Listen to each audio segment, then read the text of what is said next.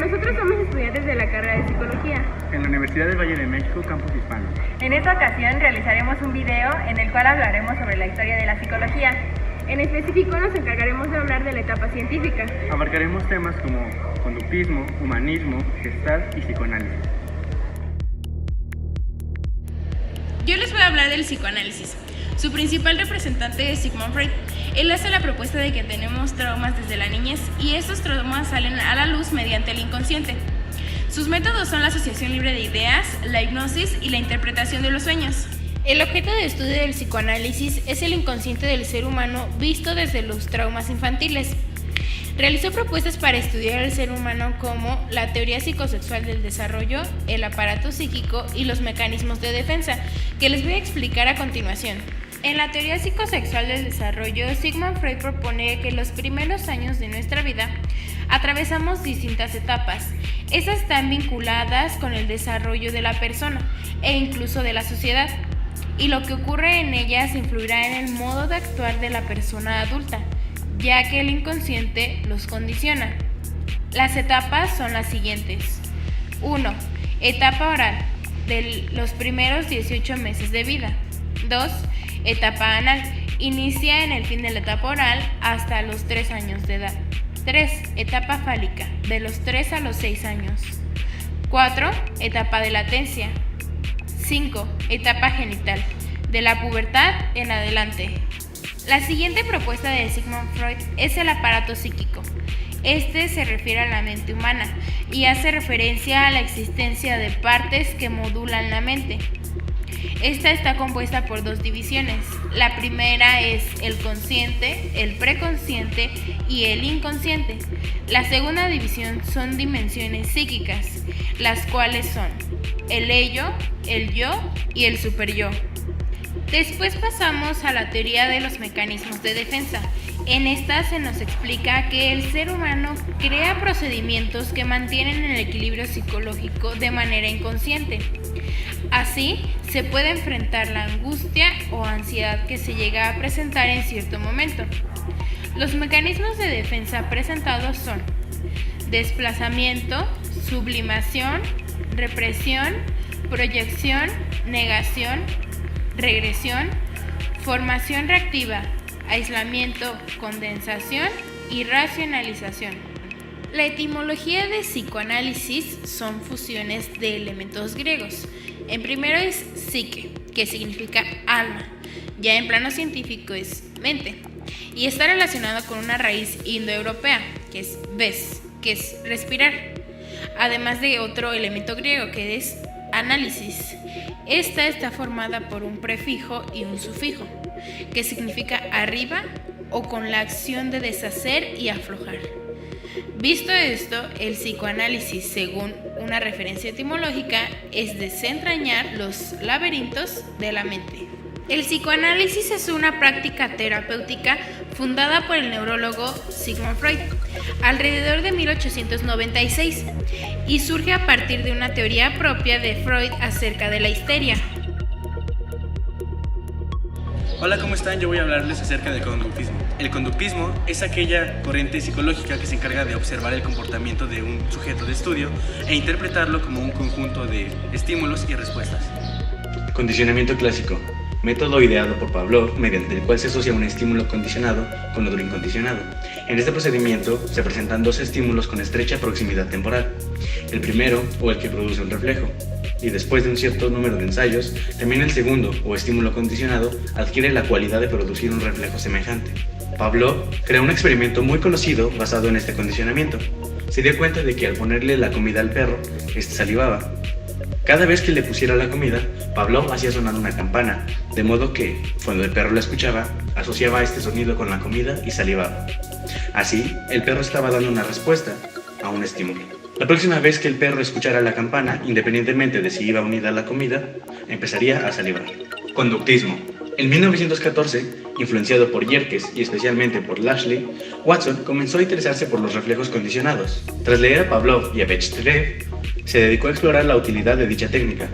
De este modo, durante 1915 se dedicaría a experimentar en humanos con distintos tipos de condicionamiento Esto lo llevó a la conclusión de que el condicionamiento podría convertirse en una metodología totalmente objetiva para el estudio de la conducta humana y explicativa del proceso de formación de hábitos. Es Watson quien traslada los procedimientos aplicados en animales al estudio de la conducta humana, afirmando que la psicología no debe de estudiar lo que la gente dice o piensa, sino lo que la gente hace.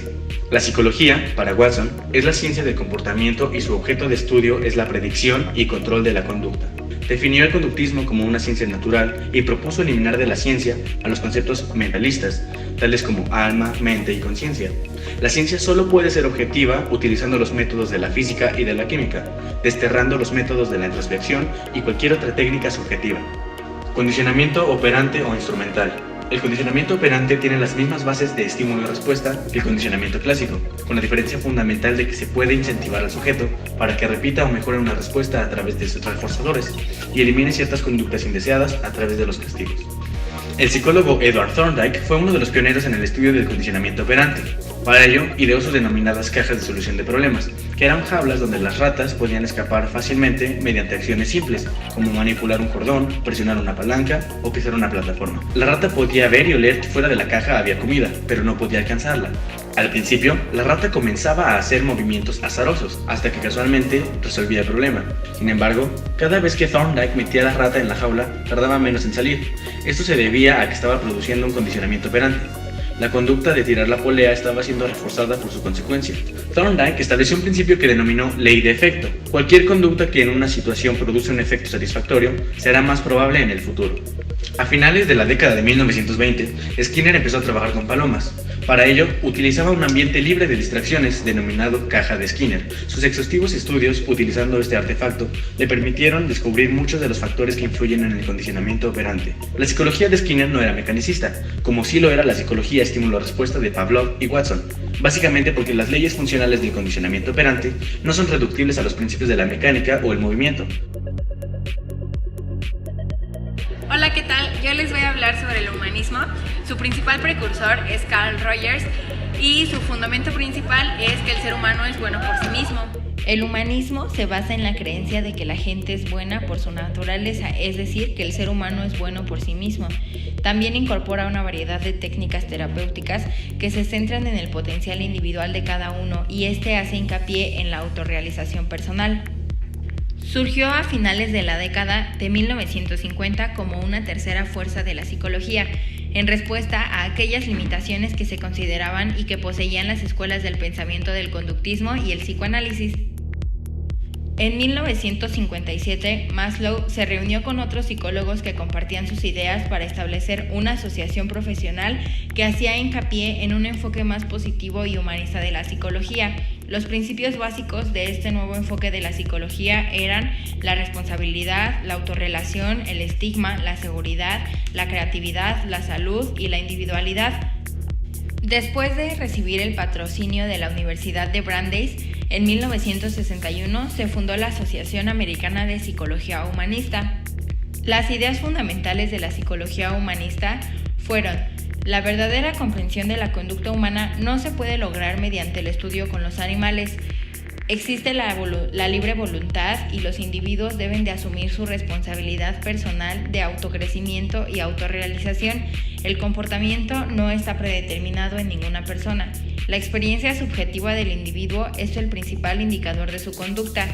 Las personas son fundamentalmente buenas y experimentarán un crecimiento si se les proporcionan las condiciones adecuadas, especialmente durante la infancia, y que cada persona y cada experiencia es única, por lo que los psicólogos deberán de tratar cada caso de forma individual en lugar de confiar en los promedios de estudio en grupo. Los principios del humanismo. El ser humano es una totalidad. El ser humano posee un núcleo central estructurado. Dicho núcleo es su yo, que es la génesis y estructura todos sus procesos psicológicos. El ser humano tiende naturalmente a su autorrealización formativa, ya que en algunos casos se ve puesto en situaciones negativas y debe trascenderlas. El ser humano es un ser inserto en el contexto humano y vive en una relación con las personas. El ser humano es consciente de sí mismo y de su existencia. Se conduce de acuerdo con lo que fue en el pasado y preparándose para un futuro. El ser humano está provisto con facultades de decisión, libertad y conciencia para elegir y tomar sus propias decisiones. El ser humano es intencional. Esto significa que sus actos son intencionales y se reflejan en sus propias decisiones o elecciones.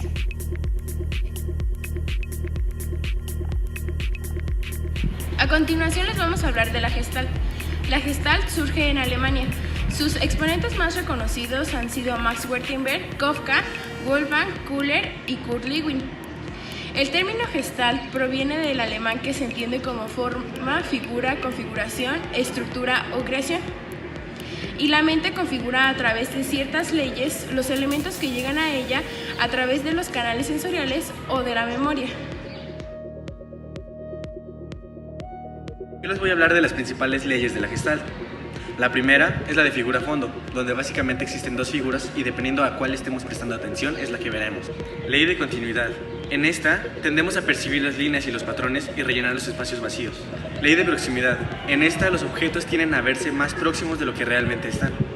Ley de semejanza. El cerebro agrupa los estímulos que tengan similitudes entre sí. Ley de cierre. En esta ley el cerebro tiende a cerrar las líneas para tener una totalidad. La teoría de la Gestalt es importante en la psicología porque otorga a los psicólogos un punto de partida general de cómo es que las personas perciben en primera instancia la información visual. Podemos concluir que la etapa científica fue muy importante porque marcó un antes y un después en la historia de la psicología, además de que surgieron corrientes importantes para que actualmente se pueda desempeñar de una manera correcta. Nos brindó teorías para que podamos ver desde otra perspectiva la conducta humana. Gracias.